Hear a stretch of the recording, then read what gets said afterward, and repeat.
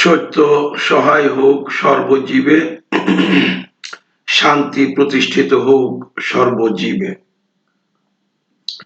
সম্মানিত সুধী, যারা মুর্শিদ হতে চান তাদের জন্য আমার এই ধারাবাহিক কার্যক্রম। আমরা পাঠ শিক্ষা নিচ্ছি আদ-দুরুসুল আরাবিয়্যাহ ইবতেদায়ী প্রথম শ্রেণীর পাঠ্য বই থেকে, যেটা মাদ্রাসা বোর্ড কর্তৃক প্রণীত। তো আসুন আমরা পরবর্তী পাঠে চলে যাই। তো ইতিপূর্বে আমরা শিখেছি হলো যে হরকতের ব্যবহার। হারকাতটা হলো এরকম, জবর, জের এবং পেশকে হরকত বলা হয়, এটা আমরা শেষ করেছি। তারপরে আমরা তানভিনটাও শেষ করেছি। দুই জবর, দুই জের এবং দুই পেশকে তানভিন বলা হয়, সেটাও আমরা শেষ করেছি। তো আজকে আমরা যে পাঠটি করব, এই পাঠে আমরা দেখব সুকুনের ব্যবহার ও উচ্চারণ। সুকুন থাকলে আমরা কিভাবে ব্যবহার করব এবং তার উচ্চারণটি কেমন হবে, বানানটাই বা কেমন ভাবে করব। তো এখানে হামজা জবর, এখানে বায়ের উপর একটা সুকুন। তো এর সাথে হামজার সাথে বাকে মিলিয়ে পড়তে হবে।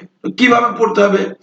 হামজা বা জবর আব, হামজা তা জবর আত, হামজা সা জবর আস, হামজা জিম জবর আজ, হামজা হা জবর আহ, হামজা খা জবর আখ আখ, হামজা দাল জবর আদ, হামজা জাল জবর আদ, হামজা রা জবর আর, হামজা জা জবর আজ, হামজা সিন জবর আস, হামজা শিন জবর আস, হামজা সোয়াদ জবর আস, হামজা দোয়াদ জবর আদ, হামজা তোয়া জবর আত, হামজা জোয়া জবর আজ, হামজা আইন জবর আ, হামজা গাইন জবর আগ, হামজা ফা জবর আফ, হামজা কফ জবর আক, হামজা কাপ জবর আক, হামজা লাম জবর আল, হামজা মিম জবর আম, হামজা নুন জবর আন, হামজা ওয়া জবর আও, হামজা হা জবর আহ, হামজা জবর আ, হামজা ইয়া জবর আই। তো এটা হলো আমরা সুকুনের ব্যবহারটি মোটামুটি বুঝে নিলাম যে সুকুন কিভাবে পড়তে হয়। তো আমি আশা করি যে আপনারা পূর্বে যতগুলো পাঠ আমরা করেছি সেগুলিতে হরফগুলি আপনারা চিনেছেন এবং হরফের সাথে হরকত এবং তানবিনের ব্যবহারগুলি শিখেছেন এবং হরফের অনুকূলে যতগুলি নাম এসেছে নামগুলিকেও আপনারা মুখস্থ করেছেন।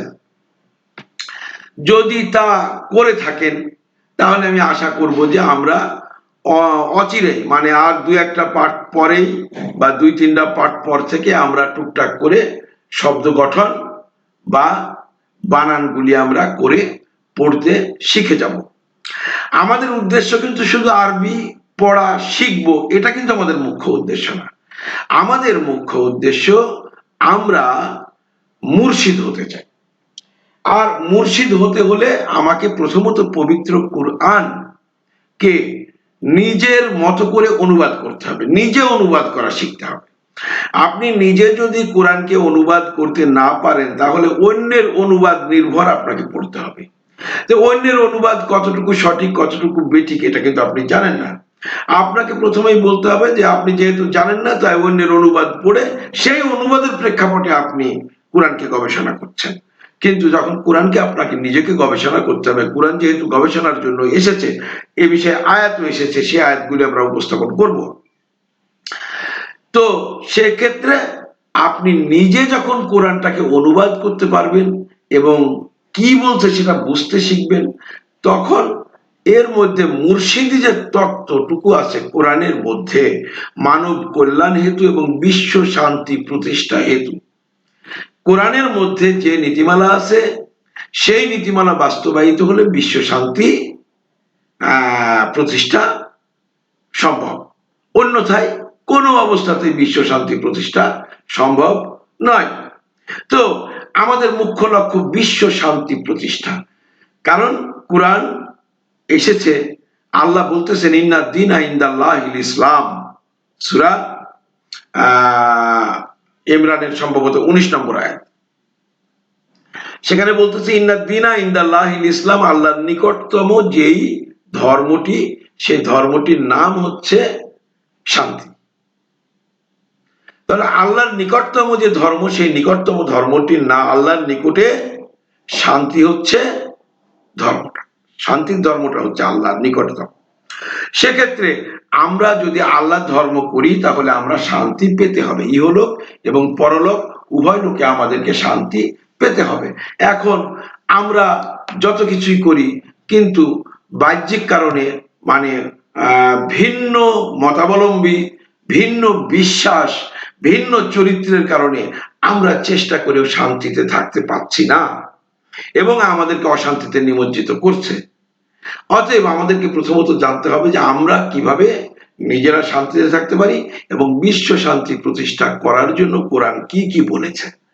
আসলে বর্তমানে আরেকটি বিষয় আলোচনা না করলেই নয় যে একটি পক্ষ যারা কোরআনকে একটি সন্ত্রাসী গ্রন্থ এবং এই গ্রন্থ বিশ্ব অশান্তির কারণ, হযরত মুহাম্মদকে নবী হিসাবে তারা মানতে চাচ্ছে না, কোরআনকে ধর্মগ্রন্থ হিসাবে মানতে চাচ্ছে না, বা বলতেছে এটি একেবারেই বাতিল, এবং সৃষ্টিকর্তা যে আল্লাহ এই বিষয়টা নিয়েও তারা হলো মতানৈক্য বা তারা এটা বিশ্বাস করেন না। এভাবে আমাদের নবী মুহাম্মদ সাল্লাল্লাহু আলাইহি সাল্লামকে অপমান অপদস্থ, কোরআনকে অপমান অপদস্থ এবং এটাকে একটি সন্ত্রাসী ধর্ম বলে তারা প্রতিষ্ঠিত করার জোর চেষ্টা চালিয়ে যাচ্ছে।